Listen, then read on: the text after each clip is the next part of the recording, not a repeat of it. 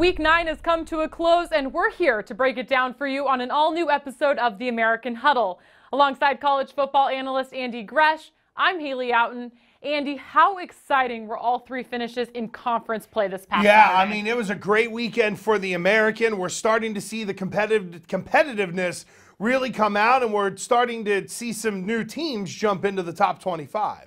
All eyes were on that marquee matchup. Then number 21, USF at Houston. The Cougars looking to stay perfect in conference and hand the Bulls their first loss of the season, and they did just that.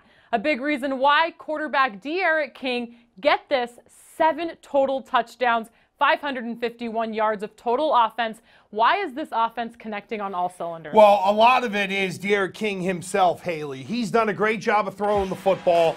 But when you look at his ability to run the ball, 11 rushing touchdowns this year, and even though he's only the second leading rusher at Houston, those 11 touchdowns really stand out.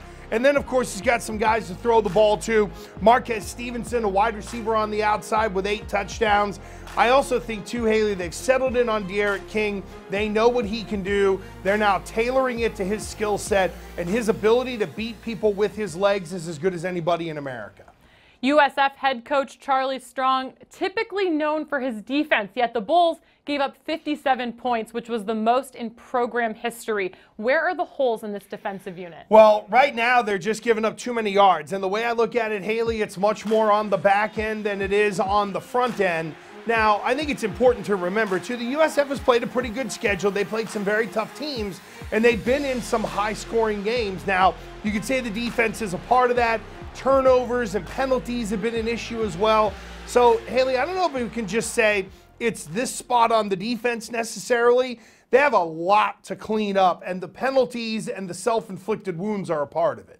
Something important to note, Houston was able to slow down a very good USF offense without All-American defensive tackle Ed Oliver. What kind of confidence does that give this team moving forward? I think it's huge because it's the whole we can slow someone down enough to be able to win even when we don't have the stud in the middle. And then you get the stud in the middle and he can really get in there and wreak havoc. So anytime you can win without, say, a starting quarterback or your best defensive player, now you're talking about not only gaining momentum but building confidence on which either side of the ball. And I think that was a big step forward for this Houston team who, let's face it, Haley, they've become in a lot of ways that, okay, there's going to be 75 or 80 points scored. The question is, are we going to be in the 40s in a close game, or are we going to beat you by 20 by scoring almost 60 points? Oliver, a name that has been in the Heisman Trophy conversation all season long. He's still questionable for next week's game against SMU. However, should more people be talking about D'Eriq King when it comes to the Heisman conversation? Well, it's interesting. Yes, I do think they should. However, he's coming from so far behind to get on the radar of all of those food-grubbing rubes who are going to be voting for the Heisman. And you know my thoughts on how this conference has been slighted by some of the national media, which is why I put it that way.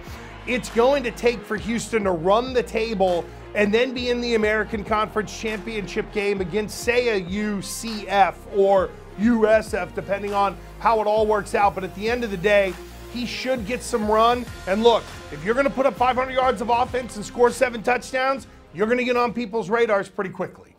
Moving on, Cincinnati only 1 loss on the year, heading to the hilltop, and the Bearcats came close to losing 2 straight. However, they were able to tie the game with a field goal as time expired to send it to OT against SMU.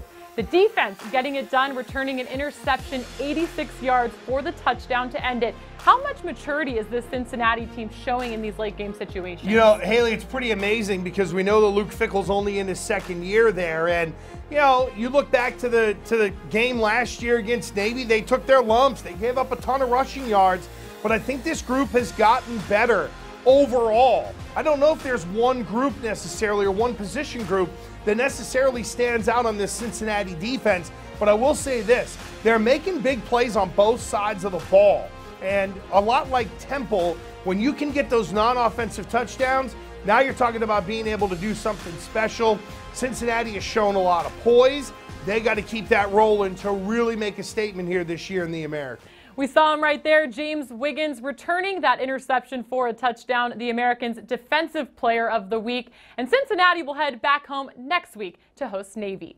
The last conference matchup of the day came from Tulsa, another frustrating finish for the Golden Hurricane after starting off with a 10-0 lead. However, a new face at the quarterback position for Tulane, Justin McMillan, able to lead the Green Wave to a come-from-behind win. Why was this a step in the right direction for head coach Willie Fritz's group? Well, what's been my big beef with Willie Fritz's crew is that they don't get enough out of the passing game, and maybe going away from John Banks and having McMillan in ultimately allows them to develop the passing game a little bit more. Now, look, I get the Tulane offense. I know it's run-based. I know it's zone read-based.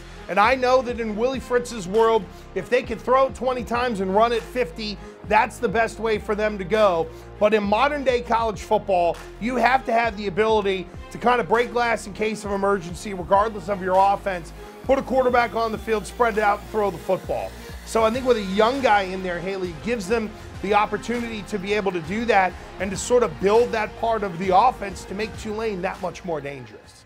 Tulane with a big challenge on the road next week at USF. In fact, that will be one of 6 conference games on the slate, and we'll be back here with you on Thursday morning to break it all down on the American Huddle.